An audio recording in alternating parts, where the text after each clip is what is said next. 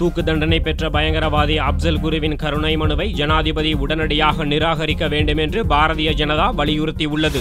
2001ஆம் ஆண்டு இந்திய பார்லிமென்ட்டுக்குள் புகுந்து பயங்கரவாதிகள் வெறித்தாக்குதல் நடத்தியதில் பாதுகாப்பு படை வீரர்கள் பலர் இறந்தனர். இந்த வழக்கில் முக்கிய குற்றவாளியான அப்சல் குருவுக்கு தூக்கு தண்டனை விதித்து விசாரணை நீதிமன்றம் தீர்ப்பளித்தது.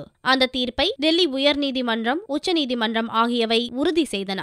தூக்கு தண்டனையை ரத்து செய்ய வேண்டும் என்று அப்சல் குரு குடும்பத்தினர் ஜனாதிபதிக்கு கருணை மனு அனுப்பினர். இந்த மனு மீது இன்னமும் முடிவு எடுக்கப்படவில்லை. இந்நிலையில் காலிஸ்தான் தீவிரவாதி தேவிந்தர் சிங் புல்லார், அசாமைச் சேர்ந்த கொலை குற்றவாளி தாஸ் ஆகியோரின் கருணை மனுக்களை ஜனாதிபதி பிரதிபா பாட்டீல் நிராகரித்துள்ளார். அப்சல் குருவின் கருணை மனுவையும் ஜனாதிபதி நிராகரிக்க வேண்டும் என்று பாரதிய ஜனதா வலியுறுத்தியுள்ளது. The BJP demands that the mercy petition should be rejected at the earliest and action be taken against Mr. Afzal Guru as confirmed by a repeated decision of the apex court.